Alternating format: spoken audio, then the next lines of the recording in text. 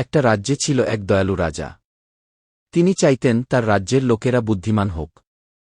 তাই একদিন তিনি ঘোষণা দিলেন, যে কেউ আমার একটা প্রশ্নের বুদ্ধিমত্তার উত্তর দিতে পারবে, আমি তাকে পুরস্কার দেব। অনেকে রাজপ্রাসাদে এল, কিন্তু কেউই রাজার কঠিন প্রশ্নের উত্তর দিতে পারল না। একদিন এক গরিব ছেলে এল। নাম তার রাকিব। রাজা তাকে জিজ্ঞেস করল, বলতো, এমন কি জিনিস আছে যেটা যত বেশি দাও তত বাড়ে? রাকিব হেসে উত্তর দিল, মহারাজ, সেটা হলো ভালোবাসা। আপনি যত বেশি ভালোবাসা দেন, মানুষ ততই আপনাকে ভালোবাসে। রাজা অবাক। এমন সহজ কিন্তু গভীর উত্তর।